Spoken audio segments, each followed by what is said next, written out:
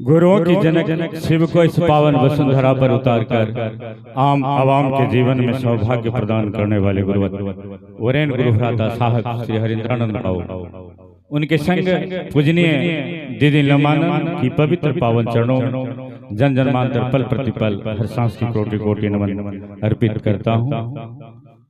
आज पखरिया की यह पावन धारा पर उपस्थित तमाम गुरु भाई गुरु बहनों की चरणों में मेरा प्रणाम। मंच से हम आपने जिज्ञासा सुना है, शिव शब्द का अर्थ क्या होता है। हमारा आपका बैनर में भी लिखा रहता है शिव गुरु परिचर्चा। हम आप बोलते भी हैं कि शिव के शिष्य हैं। शिव तालब सौहर्षि कारवा शिव, जिस शिव को ईश्वर ही नहीं महेश्वर कहा गया। वह शिव शब्द की अर्थ होती है कल्याण, जो कल्याण करते हैं। वैसे इस शब्द की व्याख्या में कहा गया, जतो जीव ततो शिव, जितने जीव है तमाम जीव में वह शिव है। हम आप कहते हैं कि मानव के शरीर में, जीव के शरीर में आत्मा है। आत्मा निकल जाती है, वह शरीर सब हो जाता है। आत्मा को कहा गया आत्मा चैतन्य आत्मा, सूक्ष्म आत्मा, जिसे परमात्मा, ईश्वर, खुदा, अकाल तख्त, गॉड और शिव कहा गया।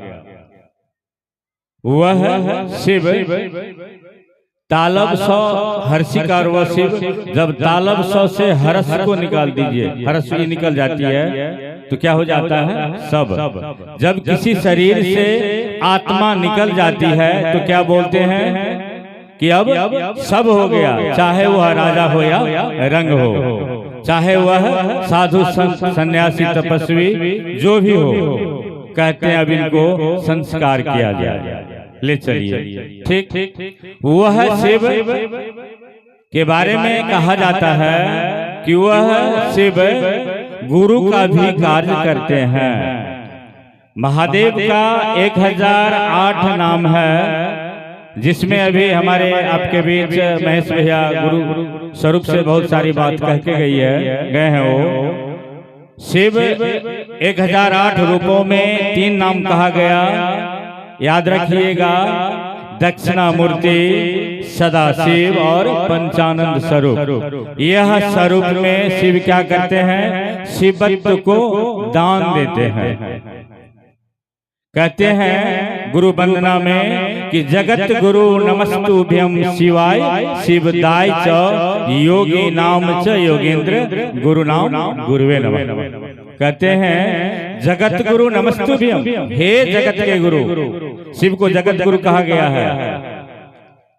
जगत गुरु नमस्तुभ्यं, हे जगत के गुरु आपको प्रणाम है। शिवाय शिवदाय च, शिव के रूप में क्या करते हैं आप, शिवत्व को दान देते हैं। शिवत्व शब्द की अर्थ होती है जो समतक ज्ञान, पूरे का पूरे ज्ञान शिष्य में उतारते हैं। चूंकि गुरु शिष्य के दायित्व को, अभिभारक को, जिम्मेवारी को वहन करते हैं। साहब हरिंद्रानंद के द्वारा लिखित शिष्यानुभूति एक पुस्तक है, जिसमें आप लोग पढ़े होंगे।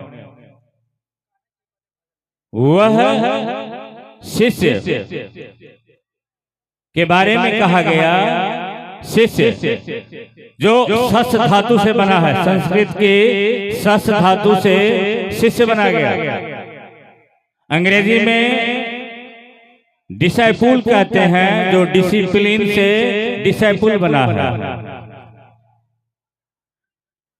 सस धातु से क्या क्या शब्द बने हैं, शासन, अनुशासन और प्रशासन।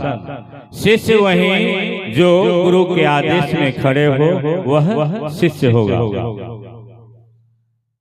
आइए, मन से जिज्ञासा मिला था, बनो तो शिव, रहो तो शिव, जियो तो शिव।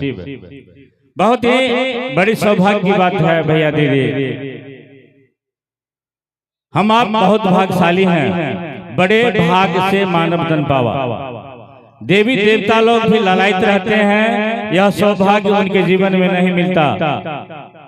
बड़े बड़े साधु संतों से, तपस्वी से, अघोरियों से अगर आप बात करेंगे दीदी, पूछिएगा उनसे कि बाबा आपको क्या चाहिए, मोक्ष चाहिए? जी नहीं। जवाब देंगे कि मुझे मोक्ष नहीं चाहिए। तो क्या चाहिए? फिर दोबारा मानव शरीर चाहिए और परमात्मा का चरणों का गुणगान करने का सौभाग्य चाहिए। मुझे मोक्ष नहीं चाहिए। मोक्ष शब्द की अर्थ होती है धरती पर जन्म मरण के फेरे से मुक्त हो जाना, दोबारा किसी भी जीवात्माओं में जन्म नहीं हो, उसे मोक्ष कहते हैं। मोक्ष मूलम गुरु कृपा, मोक्ष की प्राप्ति गुरु की दया से होती है। विचार कीजिए, देवता भी चाहते हैं मानव रूपी शरीर में आने के लिए, सौभाग्य नहीं मिलता जो हम आपको मिला है। उसमें भी नेपाल वह पावन धरा है जहाँ स्वयं बाबा पशुपतिनाथ का प्रकटीकरण हुआ है। विचार कीजिए, महादेव के लिए सबसे पहला शब्द का अगर प्रयोग हुआ तो पशुपति हुए हैं। पशुपति शब्द ही प्रथम नामांकन है महादेव का। उसके बाद अथर्ववेद में रुद्र कहा गया, शिव कहा गया, मृत्युंजय, महाकाल, अघोरेश्वर, कपिलेश्वर, योगेश्वर, उमा महेश्वर, शमशानी, निहंगी, बहुत सारे नाम कहा गया महादेव का। अब ये साहब हरिंद्रानंद शरीर में महादेव का प्रकटीकरण है। साहब हरिंद्रानंद कौन है? महादेव का प्रकटीकरण है शरीर में, जो 1008 नाम हम आप जानते हैं, जिसमें महादेव बहुत बार शरीर में आए हैं। तो एक प्रकटीकरण कलिकाल खंड में साहब हरिंद्रानंद के रूप में हुआ है। साहब हरिंद्रानंद के रूप में हुआ है। विचार कीजिए, महादेव आज गुरु हुए? जी नहीं। आपने सुना भैया, चर्चा करके गए। सबसे पहले तो मैया भगवती महादेव को गुरु माना, ब्रह्मा विष्णु स्तुति के संभवे गुरुवे नमः। देवताओं के गुरु बृहस्पति गुरु माना, दैत्य राक्षसों के गुरु शुक्राचार्य शिव को गुरु माने। विचार कीजिए, तो महादेव आज गुरु हुआ? जी नहीं। यह बात हमारे आपके वेद, उपनिषद में, शास्त्रों में, धर्म ग्रंथों में सीमित था। महादेव का 112 से लेके 123 शिष्य हुए हैं। अनजाने जो भी कारण हो, वे लोग दुनिया को सौभाग्य नहीं दिया कि महादेव मेरा गुरु है, आपका भी हो सकता है। चलिए विचार कीजिए, आप सोचिए कुछ पल के लिए। आपने अपना आशियाना बनाया है, आपने अपना घर बनाया है, मकान बनाया है। जब वह भूकंप में गिर जाए, जब वह आंधी में गिर जाए, टूट जाए, बिखर जाए, आग लग जाए, कल्पना कीजिए ऐसा नहीं हो। अगर होता है, आपने आंखों से देखा है बहुत सारी घटना, अब आप क्या करते हैं? वह आशियाना को आप बनाने का प्रयास करते हैं। अगर आपके पास बैंक बैलेंस हो तो बैंक से निकालते हैं, अगर नहीं प्रॉपर्टी हो तो बेच देते हैं, बनाते हैं आप। अगर वह भी नहीं हो तो लोगों से कर्जा ऋण लेते हैं दीदी आप। अगर वह भी नहीं हो आपके पास तो क्या करते हैं? लोग भिक्षाटन करके अपना झोपड़ी और महल बनाता है। ठीक उसी तरह यह महादेव का बनाया, कहते हैं इच्छा मात्र प्रभु सृष्टि। वह शिव ने इच्छा किया, जीव जगत और जंगम का निर्माण किया। देखा विभिन्न युगों में, सतयुग, द्वापर, त्रेता, कलयुग, बहुत सारे युग आए, लोग बदल गए, मानव का विचार समाप्त हो गया, भाई भाई को पहचानना भूल गया, पिता पुत्र का प्रेम खो गया, पति पत्नी के प्रेम खो गए। गुरु शिष्य की बात तो बहुत दूर की बात है भैया दीदी। विचार कीजिए, उस दहशत के दौर से हम मानव का जीवन की यात्रा हो रही थी। तो विचार कीजिए, जिसने यह घर बनाया है, महादेव ने बनाया यह घर, और देखा महादेव कि मेरा बना हुआ, कहते हैं महादेव के जितने रचनाएं हैं, तमाम रचनाओं में सबसे सुंदर रचना मानव है। तमाम रचनाओं में सबसे सुंदर रचना मानव का है, महादेव का। विचार कीजिए, वह बिखरने लगा, टूटने लगा। उस परिवेश में साहब हरिंद्रानंद जब महादेव के रूप में प्रकटीकरण हुआ, विचार कीजिएगा, बेगूसराय की धरती पर साहब हरिंद्रानंद को महादेव एक शब्द कहे थे, जो साहब का चर्चा अगर आप लोग सुने होंगे, बहुत सारे गुरु भाई गुरुबन, साहब ने कहा था कि एक शब्द मुझे महादेव कहा, आज तक मैं भूला हूँ, आज तक मैं भूला हूँ। विचार कीजिए, सोचिए, साहब हरिंद्रानंद ही शरीर में महादेव है। आइए, बनो तो शिव, शिव तो है ही है, हम आप शिव हैं, मगर 83,99,999 जी पार करके 84 लाख जो ये हम मानव योनि पाए हैं, हमारा आपका जो शिव है वह सुसुप्त हो गया है। विभिन्न जन्मों की कर्म से, प्रारब्ध कष्ट से, कर्म से हमारा आपका जीवन सुंदर नहीं हो रहा है, हमारा आपका विचार पवित्र नहीं हो रहा है, हमारा आपका कर्म अच्छा नहीं हो रहा है, हमारा आपका चिंतन सुंदर नहीं हो रहा है। चूंकि कहते हैं ना कि सर्वे भवन्तु सुखिनः सर्वे सन्तु निरामया, तमाम मानव आत्माओं का कल्याण हो, जीवात्माओं के कल्याण हो, यह चिंतन मानव का होना चाहिए। भैया नहीं होता है। कहते हैं को भजन सुनते हैं आप, हर घर में रावण जन्म ले चुका, इतने राम कहाँ से लाओ। आज उस परिवेश से हम आप गुजर रहे हैं, तो जो वह शिव जब जगेगा, जो शिव हम आप हैं, शिव सुसुप्त हो गया है। इसीलिए हम आप सुनते होंगे शिव शिष्यों की नारा में, जागा जागा महादेव हो, जगा दे महादेव। वह चैतन्य आत्मा को जगाने की बात होती है, वह महादेव तो जगा हुआ है, इस महादेव को जगाने की बात होती है। अगर हम आप जग जाते हैं भैया दीदी, हमारे आपके जीवन की दिशा और दशा दोनों बदल जाता है। हमारा आपका जीवन शिवमय होता है, सुखमय होता है, हमारा आपका जीवन सुंदर हो जाता है, हमारे आपके जीवन में बसंत की बहार आ जाती है, हमारे आपके जीवन में फूल खिल जाते हैं, हमारे आपके जीवन में चार चांद लग जाता है। इसलिए जब आप बनेंगे शिव, कैसे बने? शिव तो है, उस शिव को जगाने के लिए शिव के शिष्य बनना होगा, शिव का शिष्य बनना होगा। और शिव के शिष्य कब बनेंगे? साहब हरेंद्रानंद तीन विधा, बहुत अद्भुत अनुपम अनोखा विधा दिया है। आज तक धरती में इस तरह का कोई सूत्र नहीं मिला है, इस तरह का कोई माध्यम नहीं मिला है। इसको बोलते हैं शिव गुरु परिचर्चा, शिव उपासना का हाईटेक है। शिव उपासना का क्या है? हाईटेक। हाईटेक शब्द इंग्लिश अंग्रेजी शब्द है। हाईटेक की अर्थ होती है उच्च प्रविधि की ज्ञान, उच्च प्रविधि की ज्ञान। यह शिव शिष्टा का जो 3 सूत्र है, दया चर्चा नमन, आपने सुना होगा। हजारों हजार वर्ष तपस्या करके, साधना उपासना आराधना हवन करके लोग परमात्मा से रूबरू होता था, हजारों वर्ष दे दे। मगर अगर कोई गुरु भाई, यहाँ बहुत सारे गुरु भाई गुरु बन बैठे हैं, बहुत सारे गुरु भाई अपने जीवन में गुरु भान अनुभूति किए होंगे। मुझे लगता है बहुत सारे गुरु भाई बहनों को साहब हरिंद्रानंद अपनी दया से रूबरू का सौभाग्य दिया होगा, रूबरू का सौभाग्य दिया होगा। दीदी मैं चूंकि जिज्ञासा बहुत बड़ा दे दिया है, जब जिज्ञासा के क्रम में कहना लाजिम है। 2012 की घटना है, उस समय मैं घरेलू विभाग में एग्जीक्यूटिव डायरेक्टर थे, राजनीतिक नियुक्ति में।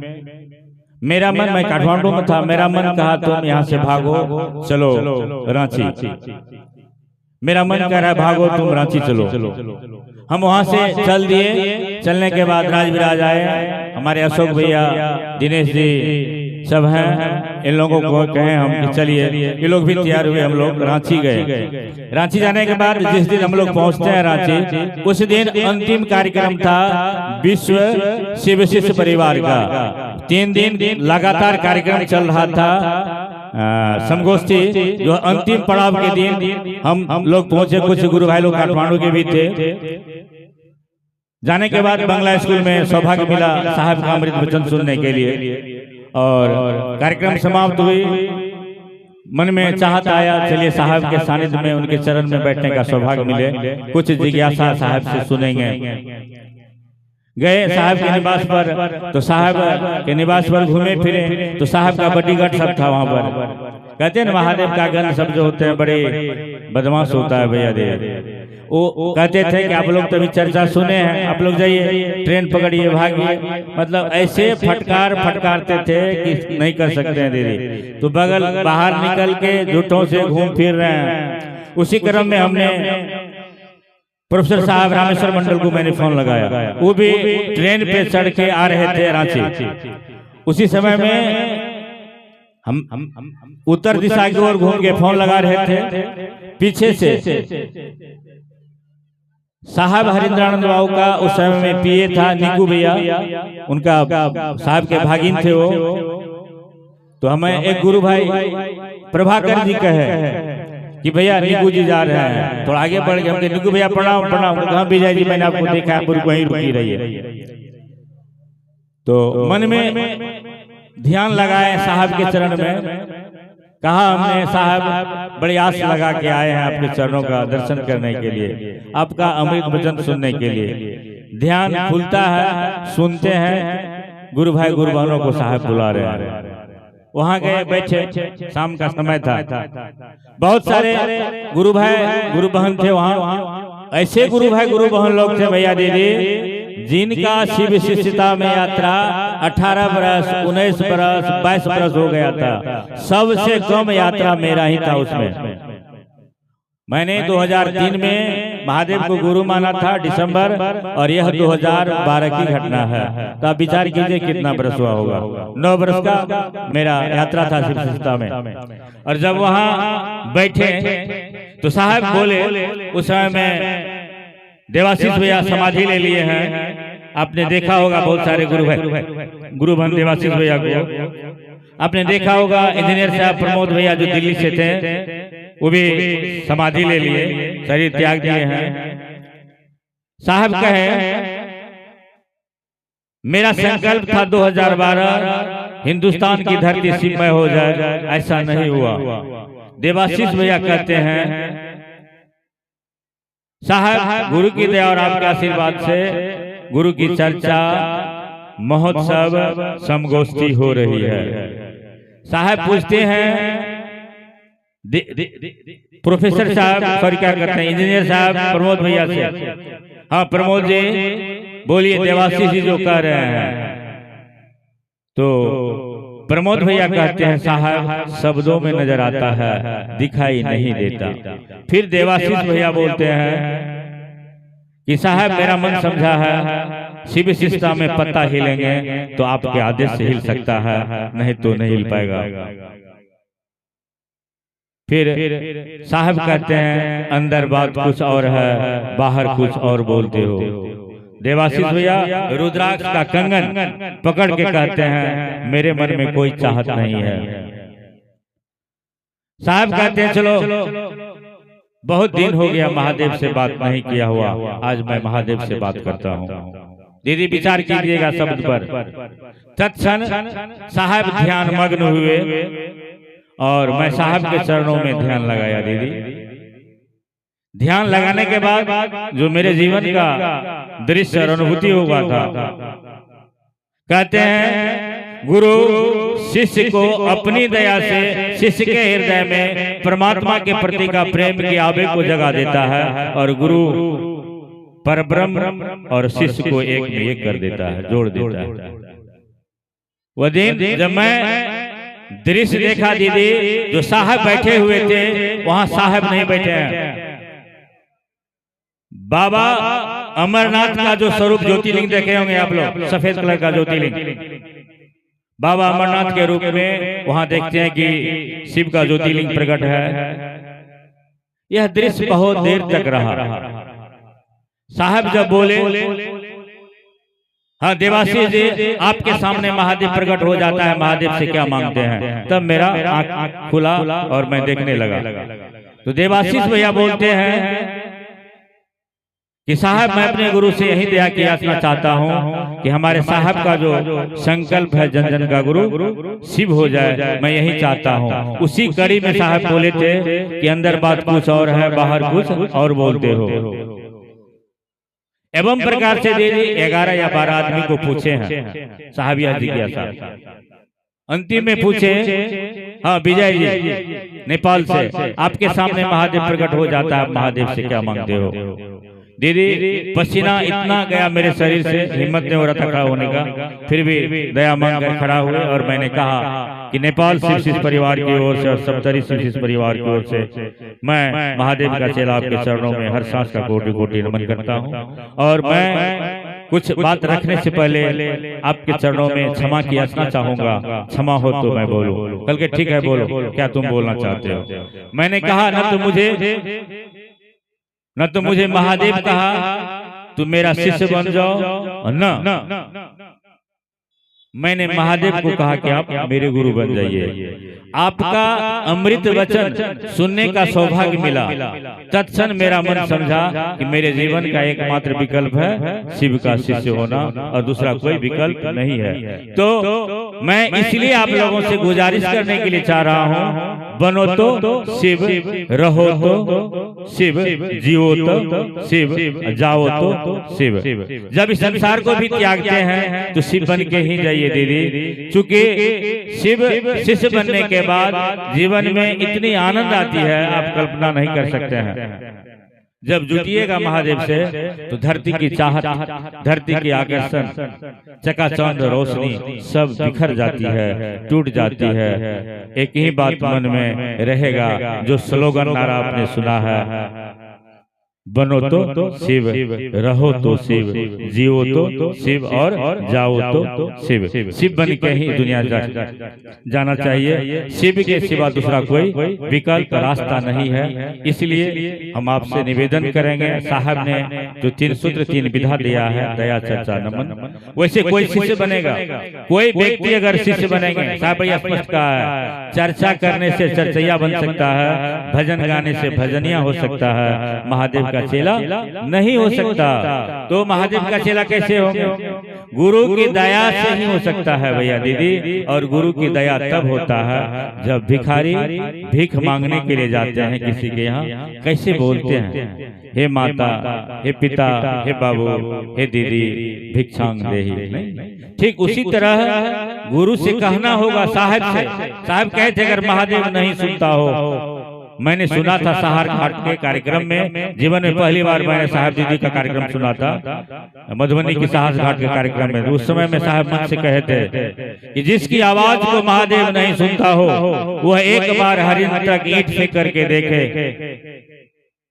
उनके जीवन की आवाज को मैं न सुनूं ऐसा हो नहीं सकता है। एक बार वह फेंक के देखे तो दया मांगिए, कहिए महादेव मैं आपका शिष्य बन जाऊं, और शिष्य इसलिए बनूं कि मैं आपका कार्य कर सकूं। इन्हीं सब साथ आप सबों के चरणों में मेरा प्रणाम।